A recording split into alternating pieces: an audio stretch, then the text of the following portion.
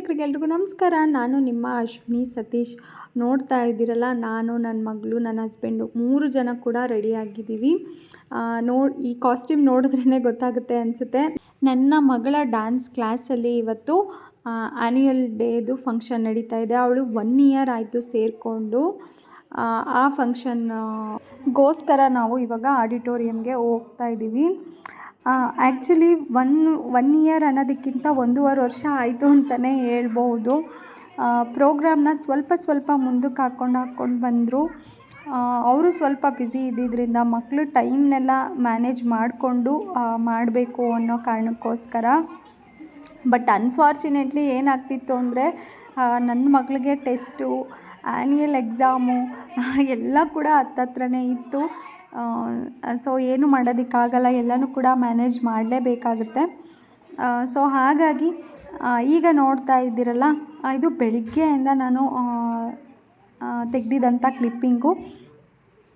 ಫಸ್ಟಿಗೆ ನಾನಿಲ್ಲಿ ನನ್ನ ಮಗಳನ್ನ ಫ್ರೆಶನ್ ಅಪ್ ಮಾಡಿ ಇಲ್ಲಿಗೆ ಕರ್ಕೊಂಬರೋದಕ್ಕೆ ಹೇಳಿದರು, ಡ್ಯಾನ್ಸ್ ಕ್ಲಾಸ್ ಹತ್ರ. ಅಲ್ಲಿಗೆ ಕರ್ಕೊಂಬಂದು ಅವಳಿಗೆ ಫಸ್ಟಿಗೆ ಅವರು ಯಾವ ರೀತಿಯಾಗಿ ಜಡೆ ಹೇಳಿದರು, ಗಂಟು ಹೇಳಿದರು, ಅದನ್ನೆಲ್ಲನೂ ಹಾಕಿ, ಹಾಗೆ ಎಲ್ರಿಗೂ ಕೂಡ ಒಂದೇ ಥರ ಹೂವುಗಳನ್ನ ಹೇಳಿದರು.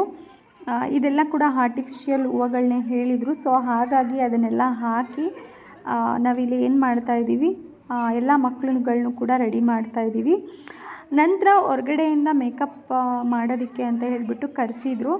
ಸೊ ನಾವೆಲ್ಲರೂ ಕೂಡ ಇಲ್ಲಿ ಜಡೆ ಇರ್ಬೋದು ಅದೆಲ್ಲನೂ ಕೂಡ ರೆಡಿ ಮಾಡಿದ ನಂತರ ಇಲ್ಲಿ ಎಲ್ಲ ಮಕ್ಕಳಿಗೂ ಮೇಕಪ್ನ ಇಲ್ಲಿ ಮಾಡ್ತಾ ಇದ್ದಾರೆ. ಸೊ ಹಾಗಾಗಿ ಇವಾಗ ನನ್ನ ಮಗಳಿಗೂ ಕೂಡ ಮೇಕಪ್ನ ಮಾಡಿಸ್ತಾ ಇದ್ದೀನಿ. ಈ ಒಂದು ಫಂಕ್ಷನು ಆಗುತ್ತೋ ಇಲ್ವೋ ಅನ್ನೋ ತಳಮಳದಿಂದನೇ ಶುರು ಆಯಿತು ಈ ಫಂಕ್ಷನ್ನು. ಏನಂದರೆ, ಡ್ರೆಸ್ಗೆ ಪ್ರಾಬ್ಲಮ್ ಆಯಿತು, ಡೇಟ್ಗಳು ಬದಲಾವಣೆ ಆಯಿತು, ಕೊನೆಗೆ ಸಿಂಗರ್ಸ್ ಚೇಂಜ್ ಆದರು, ಆಡಿಟೋರಿಯಮ್ಗಳು ಚೇಂಜ್ ಆಯಿತು. ಸೊ ಇದೆಲ್ಲ ನೋಡಿ ತುಂಬ ಬೇಜಾರಾಗಿತ್ತು. ಬಟ್ ಫೈನಲಿ ಇವ್ರ ಟೀಚರ್ಗೆ ತುಂಬ ಥ್ಯಾಂಕ್ಸ್ ಹೇಳಬೇಕು. ಈ ಪ್ರೋಗ್ರಾಮ್ನ ತುಂಬ ಚೆನ್ನಾಗಿ ನಡೆಸ್ಕೊಟ್ರು, ನಡೀತು ಅಂತಲೇ ಹೇಳ್ಬೋದು. ಎಲ್ಲ ಪೇರೆಂಟ್ಸ್ಗೂ ಕೂಡ ತುಂಬ ಖುಷಿ ಆಯಿತು. ನನಗಂತೂ ಲಾಸ್ಟ್ ಮೂಮೆಂಟಲ್ಲಿ ಒಂದಷ್ಟು ಸ್ಟೆಪ್ಸ್ಗಳಿರ್ಬೋದು ಅದೆಲ್ಲ ಚೇಂಜ್ ಆಯಿತು. ಸೊ ಹಾಗಾಗಿ ನನ್ನ ಮಗಳು ಮಾಡ್ತಾಳೋ ಇಲ್ವೋ ಅಂತಲೇ ಅನಿಸ್ಬಿಟ್ಟಿತ್ತು. ಬಟ್ ಫೈನಲಿ ತುಂಬ ಚೆನ್ನಾಗಾಯಿತು. ಲೈವ್ ಸಿಂಗಿಂಗಿಗೆ ಡ್ಯಾನ್ಸ್ ಮಾಡೋದು ಸ್ವಲ್ಪ ಕಷ್ಟನೇ ಅಂತಲೇ ಅನಿಸುತ್ತೆ. ಬಟ್ ಫಸ್ಟ್ ಟೈಮ್ ನನ್ನ ಮಗಳು ಈ ಸ್ಟೇಜ್ನ ಹತ್ತುತ್ತಾ ಇರೋದು, ಈ ರೀತಿ ಒಂದು ಸ್ಟೇಜ್ನ. ಸೊ ತುಂಬ ಚೆನ್ನಾಗಿ ಮಾಡಿದ್ಲು. ನಾನಂತೂ ತುಂಬ ಖುಷಿಪಟ್ಟಿದ್ದೀನಿ ಅಂತಲೇ ಹೇಳ್ಬೋದು. ನಾನು ನನ್ನ ಹಸ್ಬೆಂಡ್ ಇಬ್ಬರು ಕೂಡ. ಇದು ಒಂಥರ ಪ್ರೌಡ್ ಮೂಮೆಂಟ್ ಅಂತಲೇ ಅನಿಸುತ್ತೆ.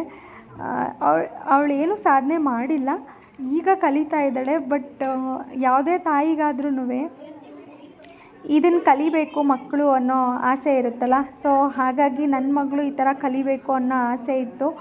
ಅದು ಕಲ್ತು ಅವಳು ಮೊದಲನೇ ಪರ್ಫಾಮೆನ್ಸ್ ಮಾಡಿದ್ಲಲ್ಲ, ಸೊ ಅದೇ ನನಗೆ ತುಂಬ ಖುಷಿ ಕೊಡ್ತು. ನಿಮ್ಮೆಲ್ರಿಗೂ ಹಂಗೆ ನಮ್ಮ ಕಾಲದಲ್ಲಿ ತುಂಬ ನಮಗೆ ಯಾವುದೇ ರೀತಿಯಾದಂಥ ಅವಕಾಶಗಳಾಗಲಿ, ಕಲಿಯೋದಕ್ಕಾಗಿರ್ಬೋದು, ಅಥವಾ ನಾವು ಕಲ್ತಿರೋದನ್ನ ಶೋಕೇಶ್ ಮಾಡೋದಕ್ಕಾಗಿರ್ಬೋದು, ಯಾವುದೇ ರೀತಿಯಾದಂಥ ಪ್ಲ್ಯಾಟ್ಫಾರ್ಮ್ಸ್ ನಮಗೆ ಸಿಗ್ತಾ ಇರಲಿಲ್ಲ. ಬಟ್ ಈ ಕಾಲದ ಮಕ್ಕಳಿಗೆ ಪ್ರತಿಯೊಂದಕ್ಕೂ ಅವಕಾಶ ಅನ್ನೋದು ಸಿಗುತ್ತೆ. ಅವರ ಟ್ಯಾಲೆಂಟ್ನ ತೋರಿಸೋದಕ್ಕೆ ಈಗಂತೂ ಸಿಕ್ಕಾಪಟ್ಟೆ ಸ್ಟೇಜ್ಗಳು ಸಿಗುತ್ತೆ. ಹಾಗಾಗಿ ಈ ಕಾಲದಲ್ಲಿ ಈ ಮಕ್ಕಳುಗಳೆಲ್ಲ ಲಕ್ಕಿ ಅಂತಲೇ ಹೇಳ್ಬೋದು. ನಮಗೆ ಏನೇನು ಆಸೆ ಇತ್ತು ಅದನ್ನೆಲ್ಲ ನಾವು ಯಾವುದನ್ನು ಈಡೇರಿಸ್ಕೊಳ್ಳೋಕ್ಕಾಗಲಿಲ್ಲ. ಎಲ್ಲ ತಂದೆ ತಾಯಿಗಳು ಮಕ್ಕಳು ಮೂಲಕ ಅದನ್ನು ಈಡೇರಿಸ್ಕೋಬೇಕು ಅಂತ ಅಂದ್ಕೊತಾರೆ. ನಾನು ಹಾಗೆಯೇ, ನನಗೂ ಭರತನಾಟ್ಯ ಕಲಿಬೇಕು ಅಂತ ಆಸೆ ತುಂಬ ಇತ್ತು. ಬಟ್ ಆವಾಗ ನನಗೆ ಕಲಿಯೋಕ್ಕಾಗಲಿಲ್ಲ, ಅಂಥ ಸಂದರ್ಭವೂ ಬರಲಿಲ್ಲ. ಬಟ್ ಇವಾಗ ಅದನ್ನು ನನ್ನ ಮಗಳ ಹತ್ರ ನಾನು ಮಾಡಿಸ್ತಾ ಇರೋದು ತುಂಬ ಖುಷಿ ಇದೆ. ಬಟ್ ಅವಳಿಗೂ ಇದನ್ನೆಲ್ಲ ಕಲಿಬೇಕು ಅನ್ನೋ ಆಸೆ ಮತ್ತು ಇಂಟ್ರೆಸ್ಟು ಸ್ವಲ್ಪ ಮಟ್ಟಿಗಿದೆ. ಸೊ ಹಾಗಾಗಿ ನಾನು ಅವಳಿಗೆ ಈ ವಿದ್ಯೆನ ಕಲಿಸ್ತಾ ಇದ್ದೀನಿ. ನಿಜವಾಗ್ಲೂ ಈ ಭರತನಾಟ್ಯ ಅನ್ನೋದು ಶ್ರೀಮಂತಿಕೆಯ ವಿದ್ಯೆ ಅಂತಲೇ ಹೇಳ್ಬೋದು. ಯಾಕೆ ಈ ಮಾತು ಹೇಳ್ತೀನಿ ಅಂದರೆ, ಅದನ್ನು ಕಲಿಯೋದು ಎಷ್ಟು ಕಷ್ಟನೋ ಅದನ್ನು ಕಲಿಯೋದಕ್ಕೂ ಕೂಡ ನಾವು ಅಷ್ಟೇ ದುಡ್ಡನ್ನ ಈ ಕಾಲದಲ್ಲಿ ಸ್ಪೆಂಡ್ ಮಾಡಬೇಕಾಗುತ್ತೆ. ಇದು ಒಂದು ಪ್ರೋಗ್ರಾಮ್ಗೋಸ್ಕರ ನಾನು ಇನ್ವೆಸ್ಟ್ ಮಾಡಿರೋದು 5,000 ರೂಪಾಯಿ. ಸೊ ಇದು ನನಗೆ ದೊಡ್ಡ ಅಮೌಂಟ್ ಅಂತಲೇ ಅನಿಸುತ್ತೆ. ಬಟ್ ಆ ಕಾಸ್ಟ್ಯೂಮ್ಗಾಗಿರ್ಬೋದು, ಆ ಜ್ಯುವೆಲ್ರಿಗಾಗಿರ್ಬೋದು, ಮತ್ತು ನಾವು ಥಿಯೇಟರ್ ಏನಂತೀವಿ ಆಡಿಟೋರಿಯಮ್ಗೆ ಅದನ್ನೆಲ್ಲದನ್ನು ನಾವು ಪೇ ಮಾಡಬೇಕಾಗುತ್ತೆ. ಸೊ ಹಾಗಾಗಿ ಸ್ವಲ್ಪ ಶ್ರೀಮಂತಿಕೆಯ ವಿದ್ಯೆ ಅಂತಲೇ ಹೇಳ್ಬೋದು ಇದನ್ನು. ಈಗ ನೋಡ್ತಾ ಇದ್ದೀರಲ್ಲ, ಆಲ್ಮೋಸ್ಟ್ ಇನ್ನೇನು ಫೈನಲಾಗೆ ನನ್ನ ಮಗಳಿಗೆ ಮೇಕಪ್ ಮುಗಿತಾ ಬಂತು. ಈಗ ನೀವು ನೋಡ್ಬೋದು, ಈಗ ನೋಡ್ತಾ ಇದ್ದೀರಲ್ಲ, ಇದು ನನ್ನ ಮಗಳ ಫೈನಲ್ ಲುಕ್. ನಂತರ ನಾನು ಈ ಮೇಕಪ್ ಎಲ್ಲ ಮುಗಿದ ತಕ್ಷಣವೇ ನಾನು ಮನೆಗೆ ಕರ್ಕೊಂಬಂದು ಅವಳಿಗೊಂದು ಸ್ವಲ್ಪ ಊಟ ಗೀಟ ಏನಾದ್ರು ಮಾಡಿಸ್ಕೊಂಡು ಅವಳನ್ನ ಸ್ಯಾರಿ ಗೀರಿ ಎಲ್ಲ ಸ್ವಲ್ಪ ಡ್ರೇಪ್ ಮಾಡಿಕೊಂಡು ಈಗ ನಾವು ಆಡಿಟೋರಿಯಮ್ಗೆ ಕರ್ಕೊಂಡು ಬಂದಿದ್ದೀನಿ.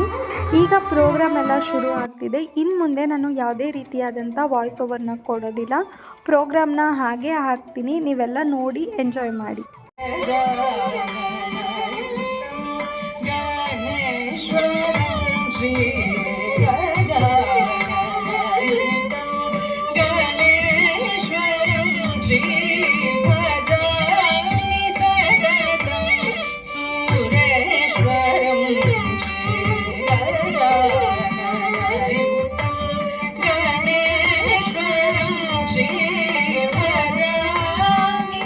ಶಿವಶಂಕರ ಪಾರ್ವತಿ ರಮಣನೇ ನಿನಗೆ ನಮೋ ನಮೋ. ಸಾಮಾನ್ಯವಾಗಿ ನೃತ್ಯ ಎಂದರೆ ಈಶ್ವರ ನಟರಾಜನನ್ನ ನಾವು ನೆನೆಸ್ಕೋತೀವಿ. ನೃತ್ಯದ ಅಧಿದೇವತೆಯ ನಟರಾಜನನ್ನು ಕುರಿತ ನೃತ್ಯ ಪ್ರದರ್ಶನವನ್ನು ನೀಡಲು ನಿಮ್ಮ ಮುಂದೆ ಬರುತ್ತಿದ್ದಾರೆ ಲಾಸ್ಯ ನೃತ್ಯ ನಿಕೇತನದ ವಿದ್ಯಾರ್ಥಿಗಳಾದ ಕುಮಾರಿ ರಜ್ವಿಕಾ, ಅರ್ಪಿತಾ, ವೈಭವಿ, ಸಾನಿಕಾ ಮತ್ತು ತನುಷ್. ಈಗ ನಿಮ್ಮ ಮುಂದೆ ಪ್ರಸ್ತುತಪಡಿಸುತ್ತಿರುವ ನೃತ್ಯ ಚಂದ್ರಚೂಡ ಶಿವಶಂಕರ ಪಾರ್ವತಿ ರಮಣನೇ ನಿನಗೆ ನಮೋ ನಮೋ. ರಾಗ ದರ್ಬಾರಿ ಕನ್ನಡ, ತಾಳ ಏಕ.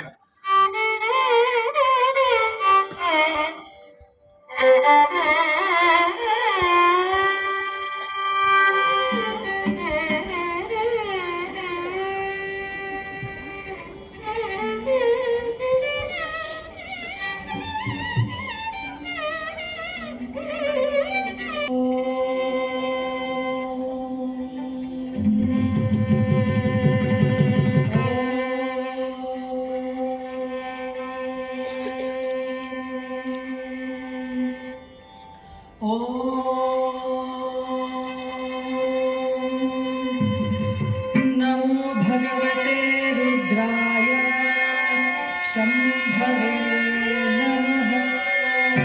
नमस्ते अस्तु भगवन् विश्वेश्वराय महादेवाय त्रयंबकाय त्रिपुरान्तकाय त्रिकाग्निकालाय कालाग्निरुद्राय नीलकण्ठाय मृत्युञ्जयाय सर्वेश्वराय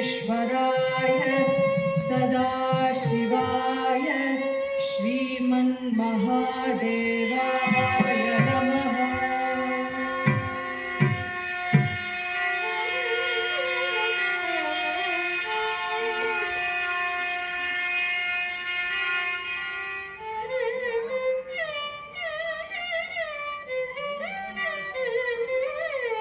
सुंदरधर पिनाकधर हर सुंदरधर पिनाकधर हर सुंदरधर पिनाकधर हर गंगाधर गज जनाभर गंगाधर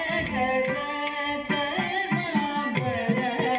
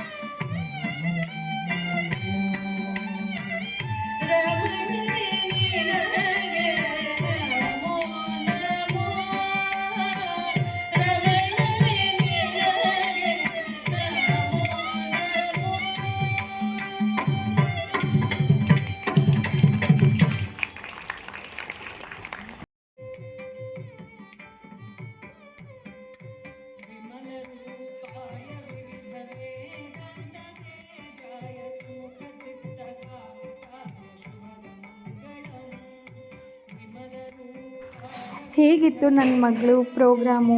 ನಿಮ್ಮೆಲ್ರಿಗೂ ಕೂಡ ಇಷ್ಟ ಆಗಿರುತ್ತೆ ಅಂತಲೇ ಭಾವಿಸ್ತೀನಿ. ಹಾಗೆ ಹೇಗೆ ಮಾಡಿದ್ಲು ನನ್ನ ಮಗಳು, ಚೆನ್ನಾಗಿ ಮಾಡಿದ್ಲಾ ಅನ್ನೋದನ್ನು ನನಗೆ ಕಮೆಂಟ್ ಮಾಡಿ ತಿಳಿಸೋದನ್ನು ಮರಿಬೇಡಿ.